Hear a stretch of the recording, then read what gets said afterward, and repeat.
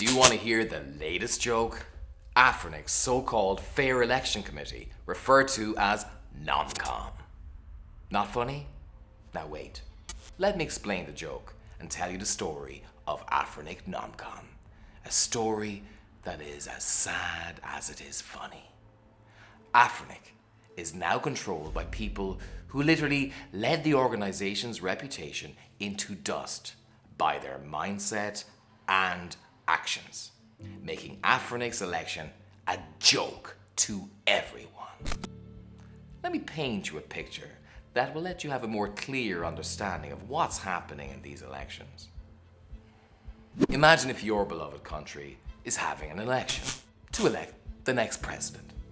But wait, there's only one candidate. One candidate actually running for election in the country. What a competition! So, the people who go decide between Obama and then try to decide which Obama is best to lead the country?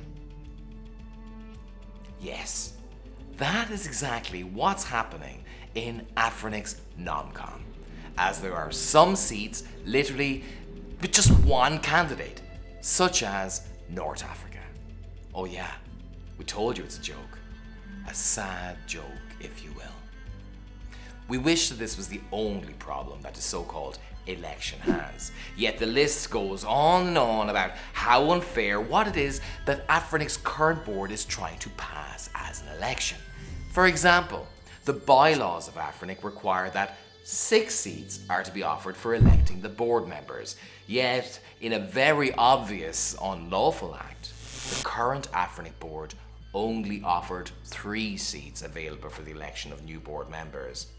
Yeah, what's going on in your mind right now? That's true. They want to keep the other 3 seats for themselves, and yet they still have the nerve to call the NomCom a fair election. But why doesn't any resource member report or speak up on this issue?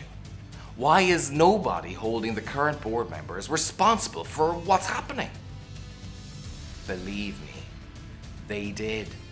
They spoke up, and they're still speaking up every minute, addressing their concerns and their worries about the election. But Afrinic's current board, they're doing what they do best, ignoring the resource members' concerns and just doing what will keep them in power and control. Concerns from resource and community members have been officially addressed to Afrinic board members, such as this concern addressed by an ISP and Afrinic resource member. He has lots of concerns about the fairness of the election, as he addressed in his email to Afrinic board, but as usual, ignored. He questioned the fairness of the NomCom in his email and the process of the election, saying, and I quote, "This NomCom is not neutral. This NomCom has direct or indirect interest in the results of the elections being held, and as such, this NomCom is attempting to manipulate the elections by presenting a candidate slate that limits the choices available to members." A community member who participates in Afrinic policy-related discussions has some concerns as well. He mentions in his message that NomCom is just further evidence of the power grab by the Afrinic board, adding that perfectly qualified candidates have been rejected, almost certainly on the sole basis that they do not support the current board's misdeeds. So, if you don't agree with whatever the current board of Afrinic wants, sorry, bye. You can't run for the election. Finishing his message with a very strong and a powerful line saying, I implore Afrinic members to recognize this for what it is. At this point, it has literally risen to the level of election fraud. Another scandal about NomCom is the fact that some qualified candidates were kicked out of the election, while underqualified candidates are placed. Why? Connections, my friend. Taking the candidate for West Africa as a very simple yet very clear example. The candidate is clearly unqualified for the position he's running for. How do we know that? Just watch this video that shows enormous misunderstandings from the man about his role and about the internet in general. The so-called qualified candidate claims that, according to the RSA, Afrinic has the right to reclaim resources from the members if they're not used in a legal basis. Of course we should use IP legally, but this is not a matter decided by Afrinic. This is a matter of the country's judicial system. Afrinic is just a private company with no such rights. He also claimed that members can propose a policy in AGMM to discuss the distribution management of resources, which is absolutely wrong. Policy discussions are done by the PDWG group, not the AGMM. The unqualified candidate's last claim was that Afrinic is in charge of the IP in Africa, which is so vague and shows his lack of knowledge on how IPs even work. Potentially he's there, and others have been eliminated on purpose.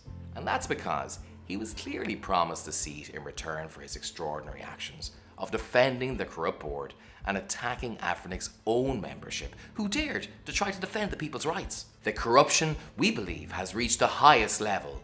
The board is using NomCom to further their corruption. If it was not for the rightful honourable judge's decision to stop this corruption, we'd all be left begging and at the mercy of these corrupted leaders. So how about a businessman from Africa uses IP from RIPE because he received them from RIPE?